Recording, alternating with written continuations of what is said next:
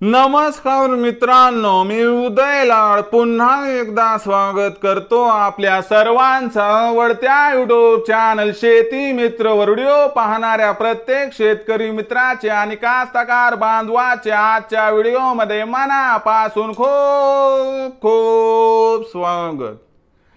मित्रांनो, thumbnail पाहितलं, title वाचलं होय मित्रांनो, सामान्य कास्तकार बांधवांसाठी आनंदाची वार्ता की आता येत्या 72 तासांमध्ये राज्यातील या भागात 100% होणार पाणीच पाणी।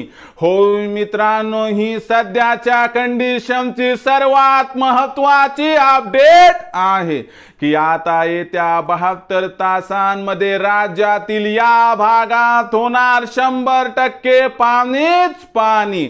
मग येत्या 72 तासांमध्ये राज्यातील कोणत्या भागात होणार पाणीच पाणी? काय येत्या 72 तासांमध्ये आपल्या जिल्ह्यात, आपल्या तालुक्यात, आपल्या गावात, आपल्या शेतात, आपल्या शिवारात या ठिकाणी होणार जोरदार पाऊस?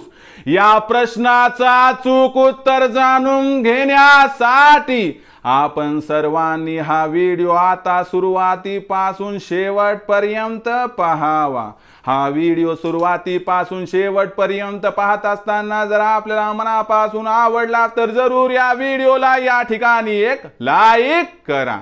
जास्तीत जास्त कास्तकार बांधवांपर्यंत हा व्हिडिओ पाठविण्यासाठी या व्हिडिओला या ठिकाणी जरूर शेअर करा। सबस्क्राइब करून जरूर नोटिफिकेशन बेलला ऑल करा, यामुळे येणारा प्रत्येक व्हिडिओ हा आपणास या ठिकाणी मिळत राहतो। तर बघा मित्रांनो, सामान्य कास्तकार बांधवांसाठी आनंदाची वार्ता की आता येत्या 72 तासांमध्ये राज्यातील या भागात होणार 100% पाणीच पाणी। पण येत्या 72 तासांमध्ये राज्यातील कोणत्या भागात होणार पाणीच पाणी? येत्या 72 तासांमध्ये काय आपल्या जिल्ह्यात, तालुक्यात, शेतात, शिवारात होणार पाणीच पाणी? या प्रश्नाचं आता घेऊया सविस्तर उत्तर।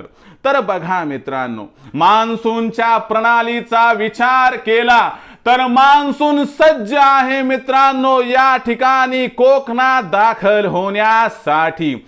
आणि येत्या 72 तासांमध्ये राज्यातील जवळपास 50% भूभागावरती या ठिकाणी मान्सूनच्या सरी कोसळणार आहे। त्याचबरोबर मित्रांनो, बंगालच्या उपसागरातील अनुकूल परिस्थिती, अरबी समुद्रातील अनुकूल परिस्थिती यामुळे आपल्याला संपूर्ण राज्यभर प्रत्येक जिल्ह्यात, प्रत्येक तालुक्यात हलका ते मध्यम ते जोरदार पाऊस दिसणार आहे।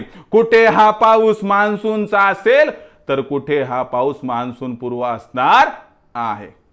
म्हणून लक्षात घ्या मित्रांनो की मान्सूनच्या सरी येत्या 72 तासांमध्ये जोरदार कोसळणार आहे।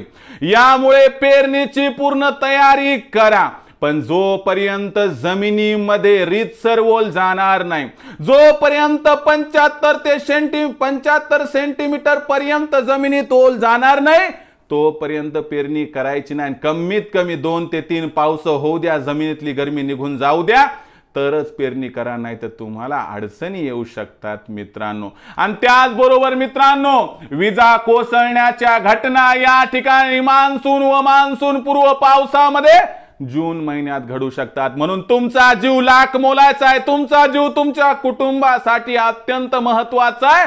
म्हणून म्हणतात, जान है तो जहान है, सर सलामत तो पगडी 50।